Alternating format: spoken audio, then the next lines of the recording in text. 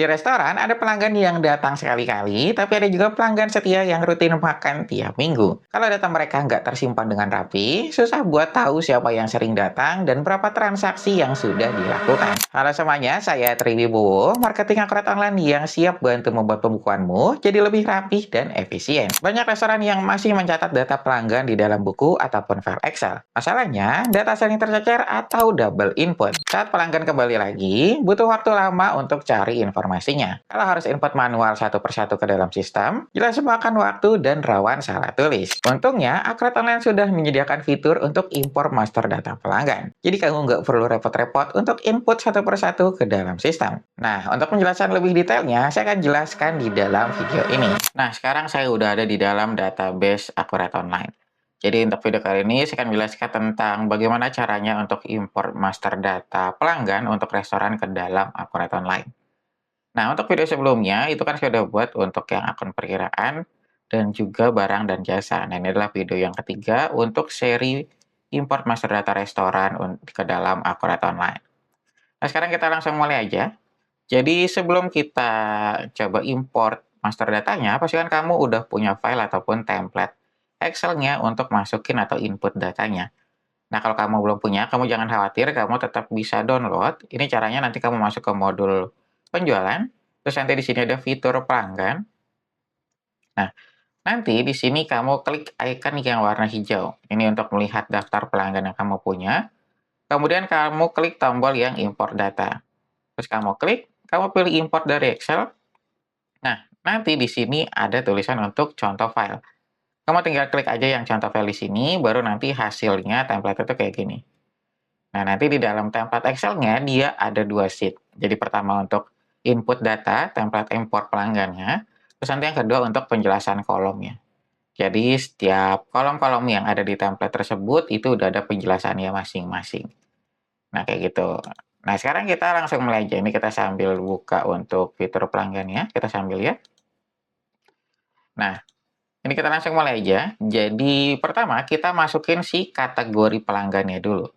Jadi, sebelum kita memulai, saya selalu ingatkan kamu jangan lupa untuk membaca penjelasan kolomnya. Karena biasanya penjelasan kolom ini mengandung beberapa kata kunci yang harus kamu perhatikan. Jadi misalkan, oh ini nanti dia kategorinya kalau belum ada kayak gini nih. Nanti kalau kamu bacakan otomatis membuatkan nama kategorinya jika belum ada di daftar kategori pelanggan. Nah, ini nanti dia langsung otomatis masuk. Misalkan kamu buat kategori baru nih, nah nanti dia masuk nih kategori A contohnya atau kategori B. Dia langsung ngebuat otomatis.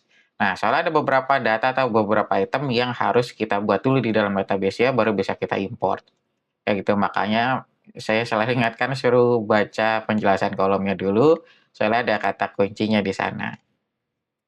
Nah, sekarang kita langsung mulai aja. Ini saya hapus dulu sebentar, supaya kosong. Nih kita delete.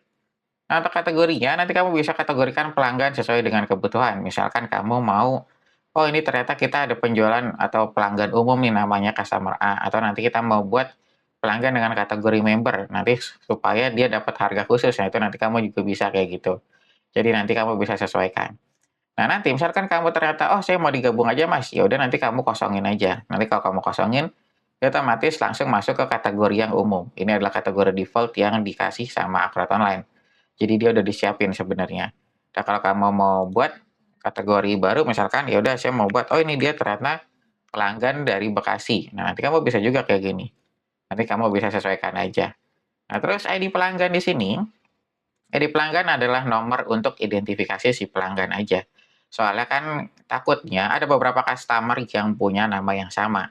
Misalkan, oh ternyata customer ada yang namanya Bowo contohnya. Nah, Bowo ini dari Bekasi. Nah, nanti ada lagi yang namanya Bowo. Ternyata Bowo itu dari Jakarta. Nah, nanti pembedanya bisa dari ID pelanggan tersebut. Takutnya kan namanya nama kan, kadang kan kita cuma tahu kayak nama panggilannya aja, ternyata nama panggilannya sama. Nah, itu nanti pembedanya di ID pelanggan tersebut. Nah, kalau kamu belum punya penomoran atau identifikasi atau ID pelanggan di pembukaan sebelumnya, itu nanti kamu jangan khawatir karena si Akurat Online itu menyediakan nomor dari sistem Akurat Online itu secara default juga. Cuma nomor ini nanti kamu bisa lihat dari sini. Jadi kita masuk ke modul pengaturan. Di sini ada fitur penomoran. Nah, fitur penomoran ini yang nantinya bisa kamu edit. kita mau lihat nih yang pelanggan. Nah, kalau pelanggan bawaannya dia kayak gini. Ada C, terus nanti ada counter. Nah, counter ini adalah nomor yang berjalan otomatis. Nanti misalkan, oh, kita ada nama pelanggan A, contohnya. Pelanggan A itu nomornya 001. Nah, nanti ketika kita buat pelanggan baru, misalkan pelanggan B, nah nanti otomatis nomornya itu jadi 002. Nah, ini nanti kamu bisa ubah, terus nanti digitnya juga kamu bisa sesuaikan. Nah, nanti komponennya juga kamu bisa sesuaikan. Cuma kalau bawaannya itu dia kayak gini. Ini bawaan yang dari sistem, cuma masih bisa kamu edit lagi sesuai dengan kebutuhan. Nah, jadi kalau kita kosongin juga nggak jadi masalah dia. Nanti dia langsung pakai si penomoran yang dari Akurat Online-nya. Nah, terus kita tinggal masuk ke nama. Namanya itu siapa? Misalkan, oh namanya pelanggan A. Nah, ini nanti kita bisa masukin kayak gini. Nah, terus ini adalah kontak yang bisa kita hubungi ke pelanggan tersebut atau berkaitan dengan pelanggan tersebut. Nah, kita bisa lihat di sini. Kita dulu Pak jelasin kalau yang wajib itu kalau di pelanggan dia cuma nama aja. Jadi selain data nama itu dia sifatnya opsional. Jadi kalau kamu tambahkan itu jadi lebih bagus karena semakin lengkap, tapi kalau nggak kamu tambahkan juga nggak apa-apa. Karena dia yang wajib hanya namanya aja. Nah, nanti misalkan, oh saya mau nambahin mas untuk nomor teleponnya, terus nanti ada nomor faxnya, atau email atau website, nah nanti kamu bisa masukin di sini semuanya. Kayak gitu, jadi nanti kamu bisa lengkapin semuanya. Kemudian di bagian sebelah kanannya lagi, inilah untuk saldo awalnya. Jadi ini udah untuk saldo awal piutang si pelanggan tersebut. Cuma biasanya kalau di restoran itu kan dia jarang ada yang utang ya, karena kan dia datang terus milih menu langsung bayar biasanya. Karena customer-nya langsung dine in ataupun take away, langsung dibayar lunas di tempat. Nah, makanya ini nanti misalkan kamu, oh, saya ternyata nggak ada piutang mas pelanggan saya, udah nanti kamu bisa kosongin aja. Cuma nanti misalkan kalau kamu mau isi, itu juga ternyata ada beberapa customer yang butuh tentang saldo awal, kamu tinggal isi aja nggak apa-apa. Nanti untuk penjelasan kolomnya, dia ada di sini. Untuk saldo awalnya, nanti kamu bisa lengkapin, kayak saldo awal itu per tanggal berapa, terus ini nilainya itu berapa, nilai saldo awalnya, kemudian nomor invoice itu berapa, sama syarat bayarnya itu berapa. Nanti kamu bisa lengkapin, supaya nanti bisa membuat transaksi piutang di Akurat Online-nya. Kayak gitu. Nah, terus kita lanjut lagi. Untuk sebelah kanannya, untuk yang warna biru ini, dia itu berkaitan dengan atribut dan kolom tambahan. Jadi di Akurat Online itu kita bisa menambahkan kolom tambahan jika memang kita membutuhkan. Tapi sifatnya itu dia opsional. Karena ya kalau kamu nggak pakai juga nggak apa-apa, cuma kalau misalkan kamu butuh, si Akurat Online udah menyediakan. Jadi nanti misalkan, oh saya mau butuh memunculkan data ini mas di daerah pelanggan saya atau di area pelanggan saya. Nah, nanti kamu bisa tambahkan kolom-kolom yang memang kamu butuhkan. Dari sini kita ada karakter, terus nanti ada angka, ataupun nanti kita bisa pakai tangga. Kayak gitu. Nah, terus kita lanjut lagi. Kemudian di sini kita ada alamat penagihan dan alamat pengiriman. Alamat ini yang nantinya kita pakai kayak untuk pembuatan surat jalan atau nanti ada surat invoice, itu nanti kita bisa pakai si alamat ini. Jadi nanti pas kita input transaksi, ini kita ambil contoh ya.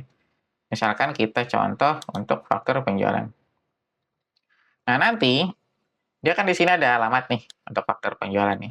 Nah, nanti dia akan keisi otomatis sesuai dengan alamat dari si pelanggan tersebut. Jadi kamu nggak perlu input-input lagi secara manual.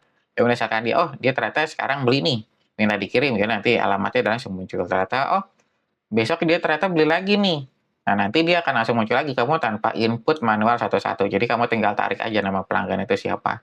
Nanti jadi otomatis dia. Nah, terus kita lanjut lagi.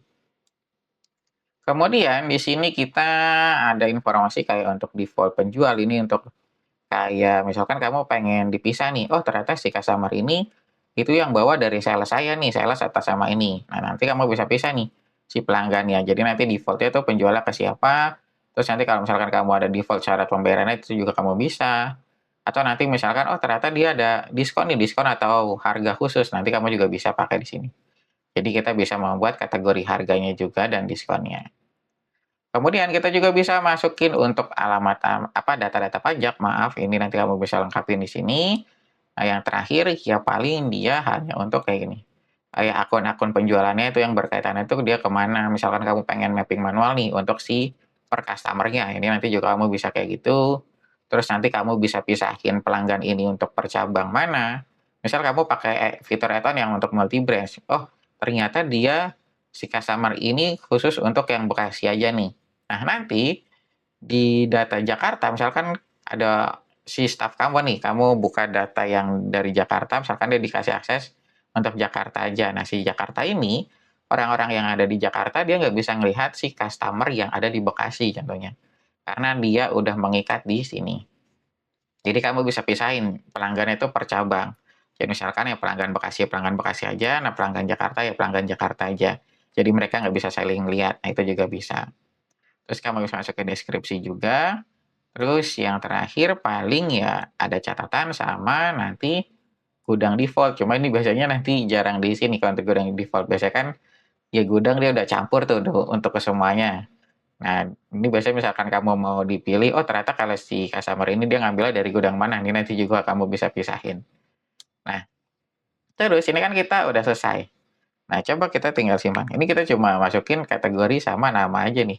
Soalnya biasanya kalau di restoran ya butuhnya itu. Paling kalau mau lengkap, ya biasanya tuh hanya kayak nomor telepon ataupun alamat. Sampai situ. Karena si saldo awalnya nih kan piutang nih. Biasanya yang tadi saya bilang, dia tuh nggak ada piutang kalau di restoran biasanya. Karena si customer datang tuh langsung bayar. Nah ini misalkan kalau udah, ya berarti kamu tinggal simpan, terus nanti kamu tinggal import. Importnya nanti dia dari sini. Dari pelanggan, ini kita ulang aja dari awal, ini dari modul penjualan di sini. Kemudian di sini ada fitur pelanggan. Nah, nanti kamu klik lagi icon yang warna hijau. Sini kamu tinggal klik import data, terus import dari Excel. Nah, nanti file yang tadi udah kamu isi, kamu tinggal upload di sini. Kamu pilih yang pelanggan, nanti kamu tinggal open. Di sini kamu tinggal klik unggah. Nah, nanti si Akratoline akan langsung membaca kolomnya sesuai dengan nama atau judul kolomnya, maaf. Jadi misalkan ini kota, nanti dia langsung membaca kota. Profesi, nanti langsung membaca provinsi, kayak gitu. Nah, sekarang kita tinggal klik lanjutkan. Nah, nanti dia akan kebaca. Oh, ternyata kita mau ada kategori Bekasi sama pelanggan A. Kita tinggal lanjutkan aja di sini. Nah, nanti satu data berhasil diproses. Berarti kita udah berhasil menambahkan pelanggan A dengan kategori pelanggannya Bekasi. Kayak gitu. Nah, nanti kalau misalkan kamu mau lengkapin, ya dia nggak jadi masalah. Jadi semakin lengkap, ya semakin bagus sebenarnya. Cuma ya nanti kamu butuh effort tambahan buat input transaksinya. Cuma kalau nanti kamu, oh saya maunya yang sederhana aja mas, cuma nama, nomor telepon, ataupun kategorinya aja, nah itu juga bisa. Nanti kamu bisa sesuaikan dengan kebutuhan yang ada di perusahaan kamu. Nah, mungkin sampai sini aja penjelasan yang bisa saya berikan tentang cara import master data pelanggan untuk restoran ke dalam Akurat Online. Misalkan kamu ada pertanyaan lainnya, kamu bisa langsung tulis aja di kolom komentar. Dengan informasi data pelanggan, restoran bisa punya database pelanggan. Data lebih rapi, transaksi jadi lebih cepat, dan pelayanan ke pelanggan setiap pun bisa jadi lebih maksimal. Kalau kamu ingin belajar cara setup database restoran secara lengkap, kamu bisa ikuti training dari Akurat. Dengan training, pengelolaan pelanggan, stok, dan laporan keuangan restoran bisa jadi jauh lebih praktis dan efisien. Nah, mungkin sampai sini aja penjelasan yang bisa saya berikan tentang cara import masuk data pelanggan untuk restoran ke dalam Akurat Online. Jika kamu ada pertanyaan lainnya, kamu bisa langsung tulis aja di kolom komentar. Terima kasih sudah menonton video ini sampai selesai. Sampai jumpa di video selanjutnya.